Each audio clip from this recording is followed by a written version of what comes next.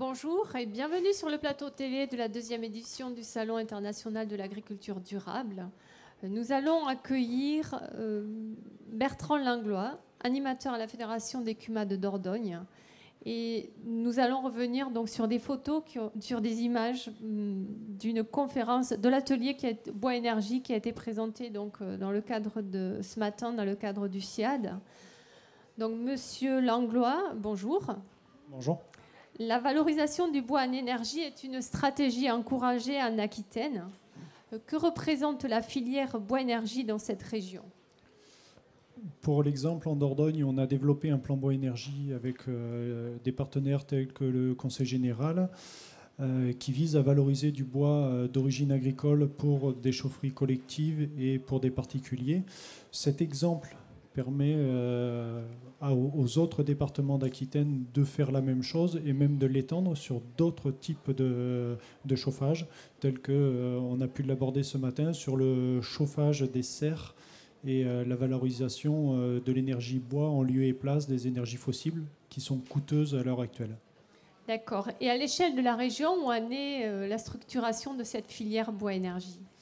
Alors la structuration aujourd'hui, c'est qu'en Dordogne, elle est développée, active, et les autres départements cherchent à la développer aussi sous différents angles.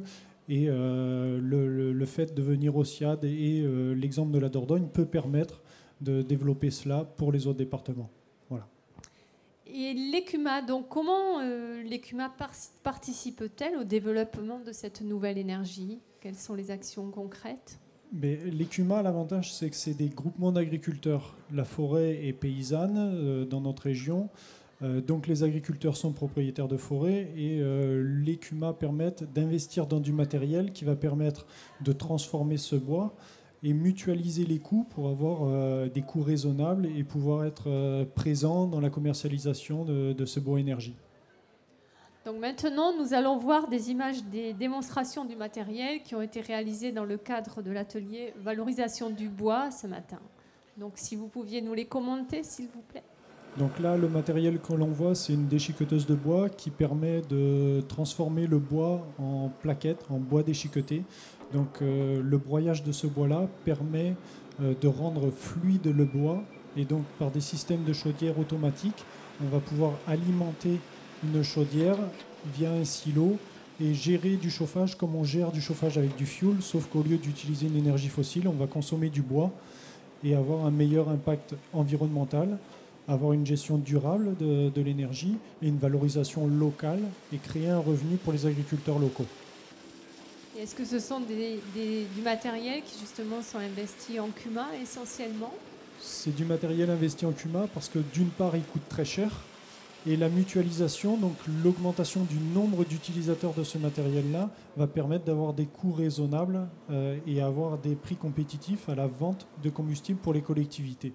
D'accord. Et peut-être via les CUMA, existe-t-il des financements, des aides spécifiques ?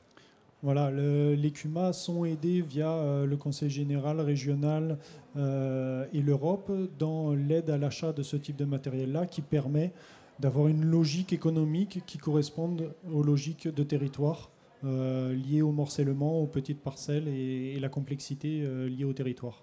Très bien. Bertrand Langlois, je vous remercie. Ah pardon, en fait on me dit qu'il y a une deuxième séquence qui est prévue. Voilà. Donc vos commentaires également, s'il vous plaît. Donc, ça va arriver.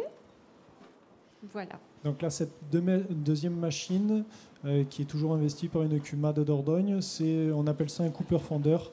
Ça permet de débiter le bois en bois bûche utilisable par tout utilisateur, d'un insert, d'un poêle ou d'une chaudière à bûche.